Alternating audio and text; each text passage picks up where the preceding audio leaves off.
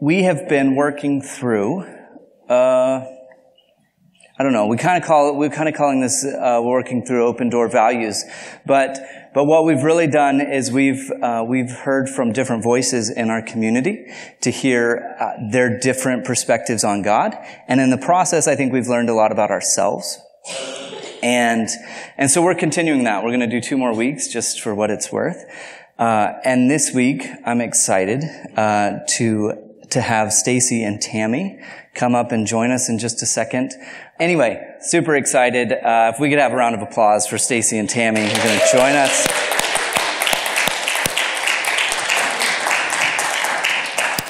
So you guys have been with us for about a year now. Yes. And it's been awesome. And we've Robson, we've got to see Robson come. You usually hear her before you see her, so there's a lot of screeching, a little baby dinosaur in the back. That's what church is supposed to sound like, in case you were wondering.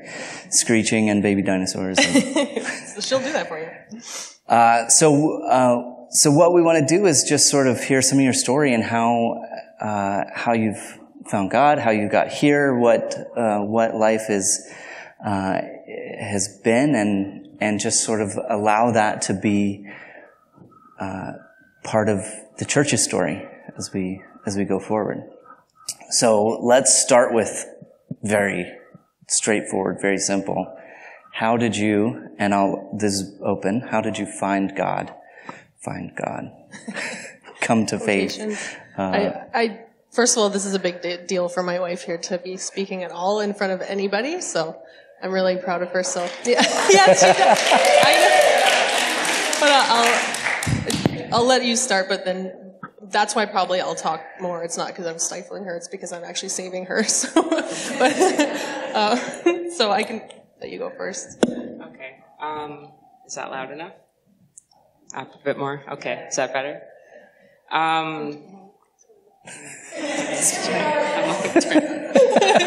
So anyway. So I did not grow up in a Christian home at all. There was no church, no God, there was just no mention of him. I grew up in a pretty rocky home, I'd say. A lot of dysfunction, unfortunately, with my parents, and I have two older brothers. Pretty low income. We were considered really poor, and just kind of that sort of set the pretense for the beginning of my life. And so it wasn't an easy start. I don't know if God would have made a difference in there or not, and I think that I met him at the right time. When I was 14, I was actually in foster care for a little bit, and they forced me to go to a camp, which I did not want to go to at all, but they convinced me to go because there was horses there. So in going to this camp, I obviously found out as I was there that it was a Christian camp, which was actually a really lovely environment. Great people, probably the kindest people I had ever met through my childhood and whatnot, and very happy people and kind people. And through that week there, I learned about God and learned about Jesus and learned about Christianity. And through that, I'd say that was a stepping stone for my beginning of my faith journey. And I think that at that point in my life was a great time for him to interject, because it was a pretty rocky road, I'd say, the next few years. But it was, I think, having him as a stepping stone was a great thing for me. And through that, I was connected to a church, and it was a great group of people, a great church. But I'm going to jump ahead, but then I'll explain. So if you jump to my early 20s, at that point I had I'd say a crisis of faith, in terms of I realized that even though those people who I went to church with were very well-meaning and very loving people, I realized that they sort of formed me into who they thought I should be in terms of my Christianity. Looking back, at that point I could see who they sort of taught me who I should love, who you shouldn't love, who you should judge, who you shouldn't judge, who was welcome, who wasn't welcome. And that never sat right with me, ever. And I never I've always said that the Jesus that I met when I was 14 wouldn't reject people regardless of anything. And at that point, I kind of stepped away from the church, and I didn't step away from God. I feel like I, at that point, foundationally had started my own journey with God. And I didn't at that point feel like I needed a building to help me with that. And then when I was 24, friends invited me to a young adults group, which I decided to go to. And that's when I met Stace. That's where it all went downhill. So I'll step back a little bit and explain my faith journey. I grew up I think, pretty much polar opposite to Tam's. I'm Pentecostal, uber conservative, mom and dad and my brother, and a great childhood, again, polar opposite, went to Disney World every year pretty much, and I shockingly went to a public school, but surprised that was allowed, and but just had a really, my only friends were Christian. I only really went to youth groups and Crusaders. I don't know if people know Crusaders, the Christian brownies. And, I didn't know anything else. And I remember thinking of course I don't swear. I'm not going to ever drink. And of course I'm going to marry a youth pastor. That's my life. So obviously. So that was where I was going. And so, I was in a way, I was sort of thinking growing up, this faith thing is pretty easy. You just be nice and you wear the Christian t-shirts to show people what you believe. And then you witness to them. It's pretty obvious. Wear the cross necklace. And, you kind of be the poster child Christian girl. And I never rebelled. I always got good grades. And then I, again, went to Christian camp every year. And I met a girl at Christian camp and kind of became involved with her. And I honestly didn't know what that even was, because I didn't have the capacity to understand it. And I again, my whole bubble was Christianity. So I wasn't even allowed to even know what homosexuality meant. I didn't know the word lesbian. I didn't know anything. I knew that my parents hated Ellen because she was gay. So I knew there was hate around that, but I didn't know anything else around it. So that terrified me when I found myself at the age of 17, 18 involved with this girl. And it became really unhealthy. And of course, neither of us shared what was going on because we only had Christian friends. And so I just thought, well, this is a weird thing that happened. I'm going to get out of this and go to counseling and get back on my youth pastor marrying road. This is not going to change anything. So I went to counseling after a year in my early 20s, and of course a Christian counselor, not a secular counselor that would allow me to entertain that gay was okay. So at the end of the year of counseling, I dealt with a lot of emotional stuff. And so I remember her saying to me, okay, now that you've worked out some things, do you feel less attracted to women? And I'm like, no. So I stopped seeing her and realized that I have to really deal with this. And I just didn't know how God fit into it, because my whole life, it was the gay people and the Christian people, and never the two shall meet. So I didn't know what to do with that, because now I had my own crisis of faith, wondering, how can I embrace something that I've been told, and I do believe that God hates, and not even dislikes, hates. There's a tier of sins, and that's at the top. And so I was really scared. And so I remember telling my mom what I was struggling with it, and in my early 20s, and I said, this is what I'm struggling with. And I remember her looking at me in disgust and saying, I don't want to hear about this until you're fixed. And I was thinking, oh, yeah, okay. I guess, first of all, you're not a safe person to talk to, and I do need to be fixed. So that began my journey of trying to be ex-gay, which I don't know, a lot of people know what that is, but it's just with Christians who struggle with being gay, believe that God doesn't bless it, so you pray the gay away. So again, I kind of met up in my story with when I met Tams, and she was just probably the first Christian I'd met that was really non-judgmental and quiet and calm. And so we were friends for about a year, and then I was I think I can tell her I'm struggling with this. So I kind of opened up to her and said, this is what I'm struggling with. I know it's horrible, but I'm trying to be ex-gay, and I'm on this path. And she's like, I'll totally support you. So, and she also, you didn't struggle with your... No, I never did, even though a lot of people think I did previously, but it was something that was never in the forefront of my mind. But I also never had an issue with it in terms of other people. That was one of the judgments that I felt from church that was driven into me, that those people weren't welcome, and that didn't sit well with me.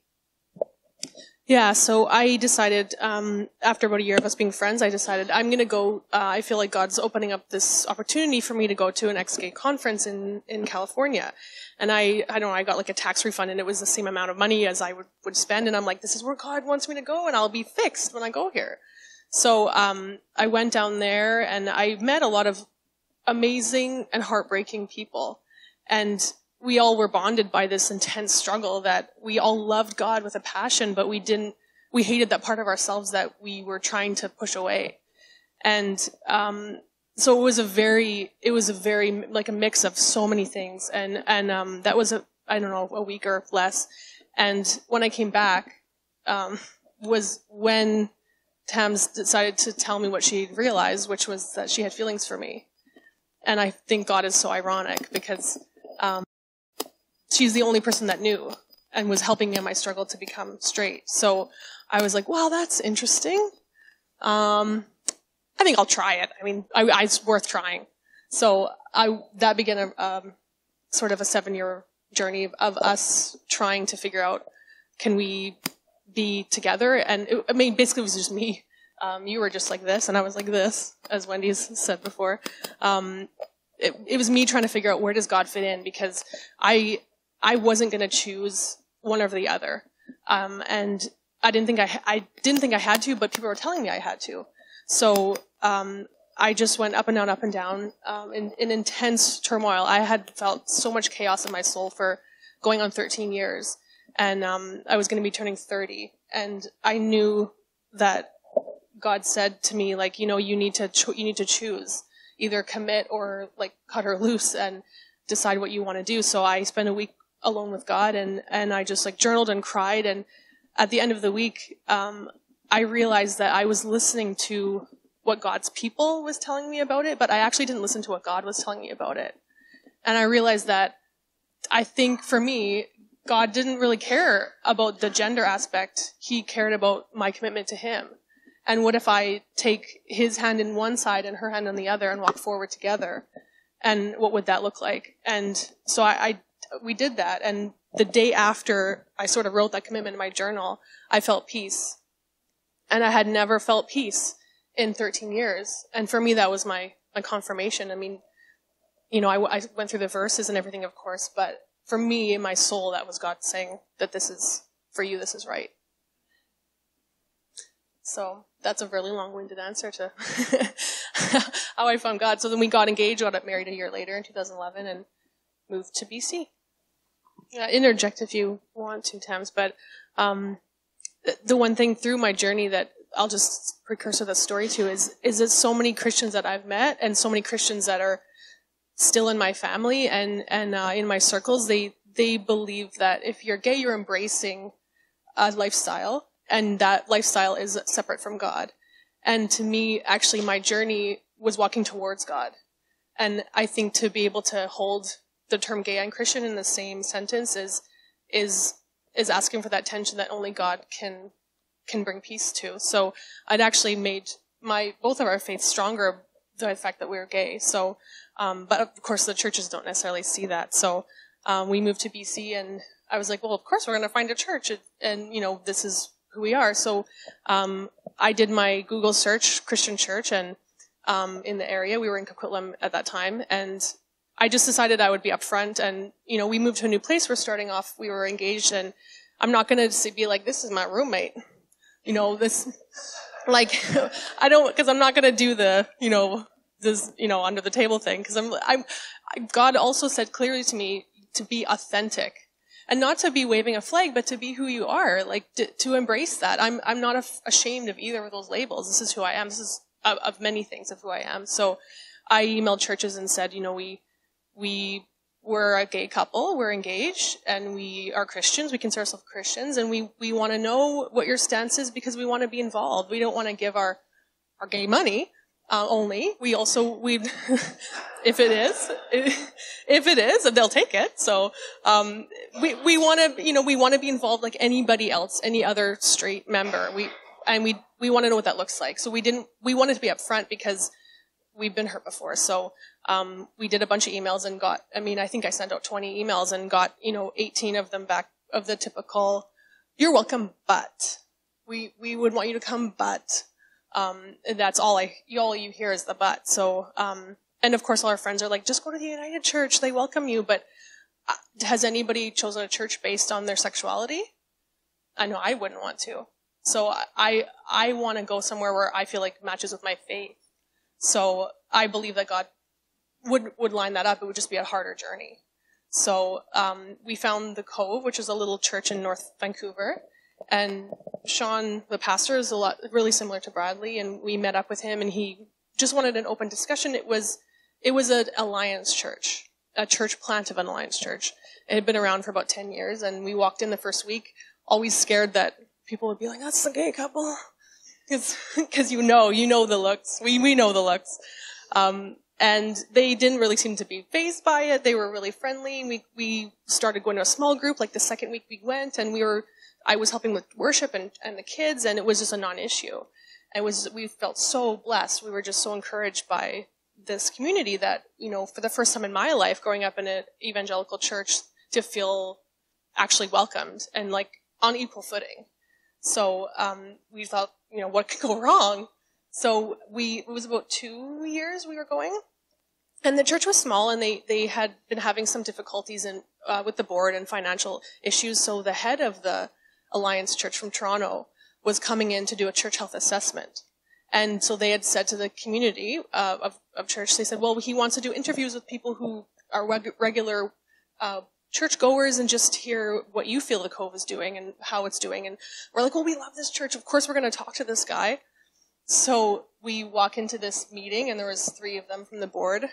And about a minute into it, I was like, oh, yeah, we're gay. I forgot. So we were talking to him, and we said, well, we're a couple. We feel so blessed by this church. And you could literally see their faces changing. Like, oh, you go here. And unfortunately, I'm very familiar with the Christian wall that goes up. And I felt it. And it was weird because we hadn't felt that in a couple of years. You just feel like this push away. And, so we kind of stumbled through that interview, and we're just trying to be honest. And they said, well, how can you help the Cove? And we just said, well, we want to be more involved. Where can we help? And so at the end, they said, well, what would you like us to pray for? And we said, well, just where we can be most useful and where can we serve. And they prayed for our situation. So that's when we walked out, and we felt like we were kicked in the gut, because we were like, well, that's the beginning of the end, we think. So it kind of was. The board flew back to Toronto and wrote a letter to our church and said, because actually we wanted to become members. So we talked to Sean, our pastor, and said, we love this church. And we, of course, like anybody else, want to become members of this church. And Sean said, you know what? I support you. The community supports you. But just so you know, technically, you're not allowed. But we're going to go forward anyway.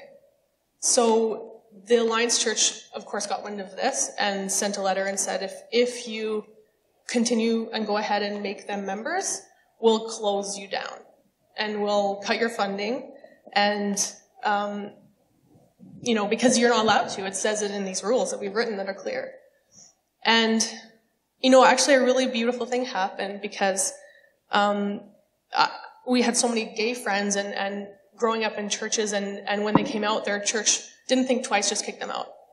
And this church, because they'd known us, we weren't that gay couple anymore, and we were Sace and Tams, and we were part of the family. So when they heard of this, they said, well, that literally doesn't make sense to kick them out or not allow them to become members because of something not on paper. And I think it was the first time that they realized that these rules that are written for churches when it comes down to it, it makes you make choices that are unloving. And if you're going to a church to represent Christ, that actually doesn't make sense.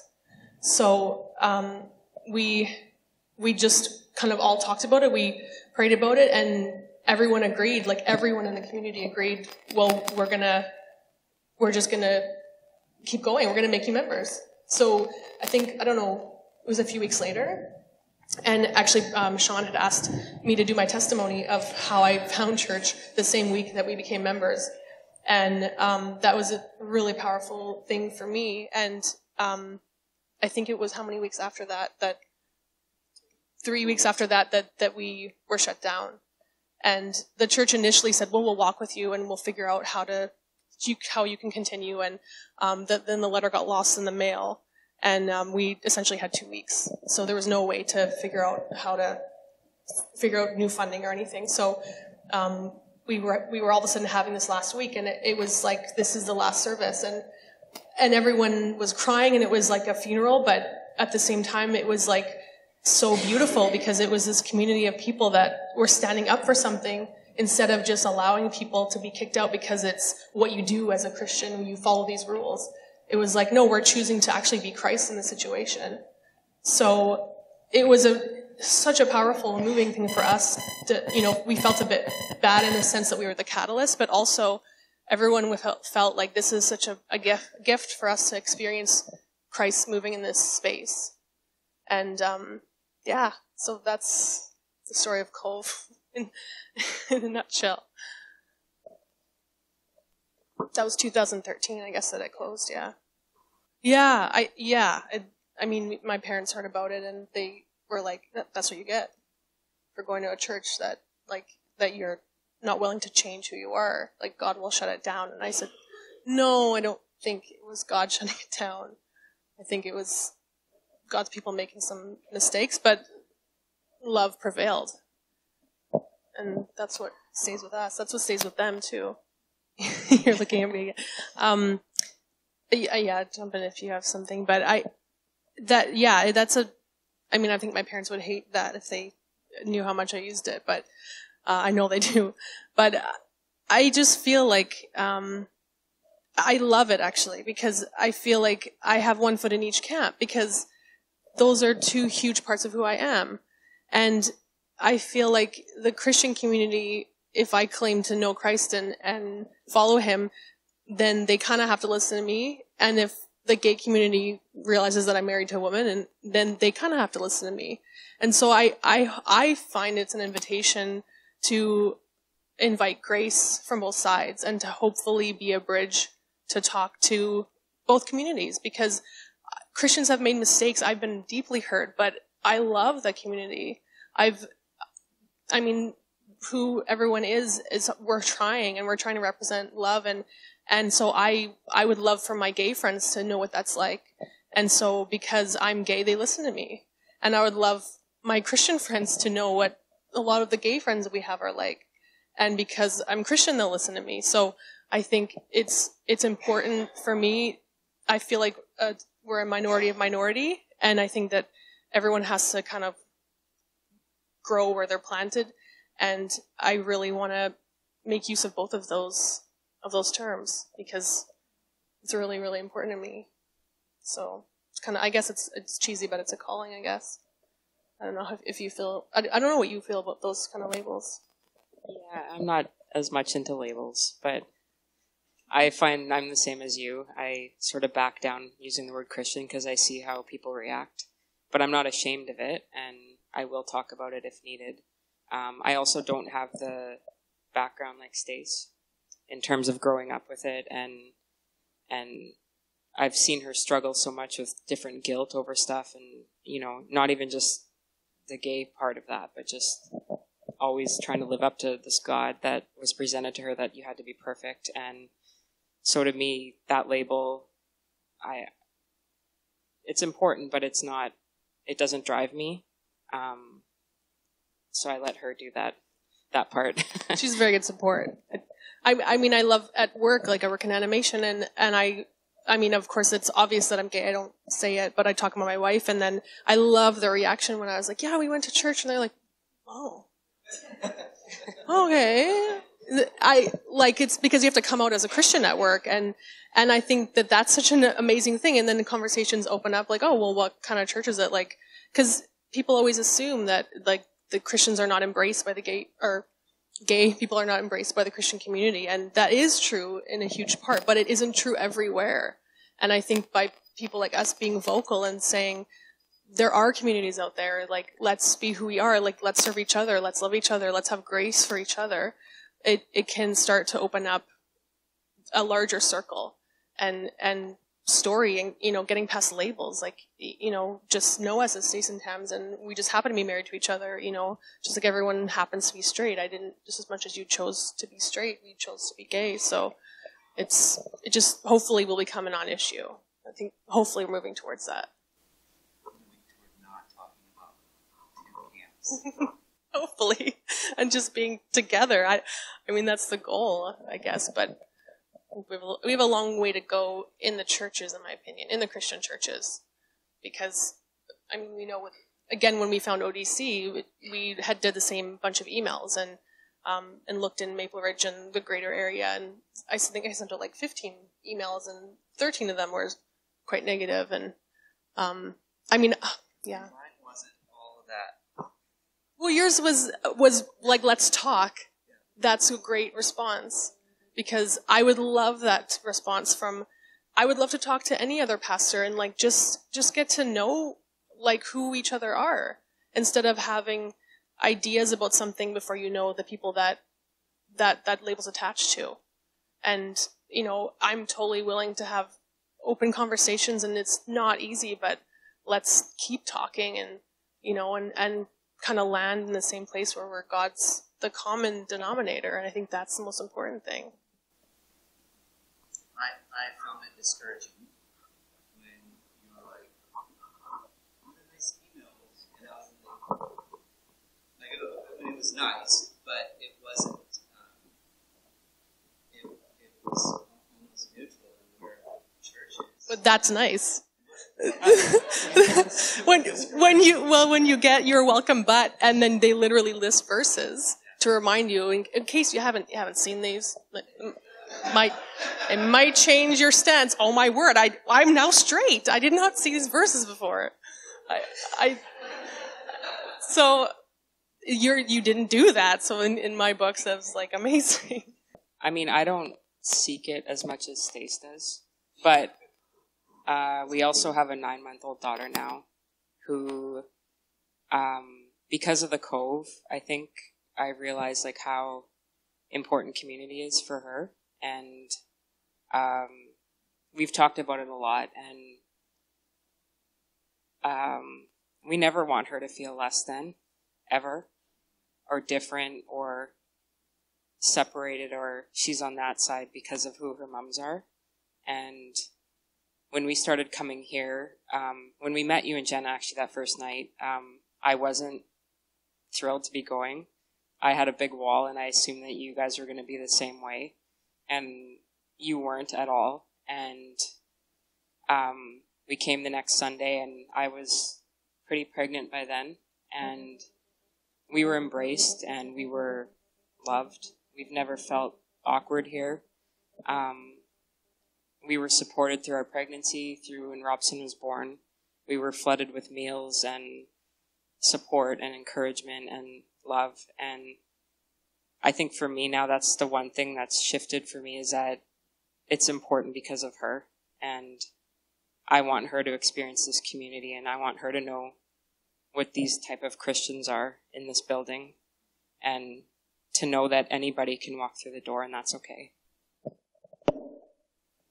Yeah, I think you said it pretty much, but we did take a lot, like from 2013 to when we emailed you, we were starting our fertility journey, and that was super emotionally draining, and we were already emotionally drained from Cove closing. So we felt peace about just taking a step back. But when you were quite pregnant, I just felt God like nudging me gently.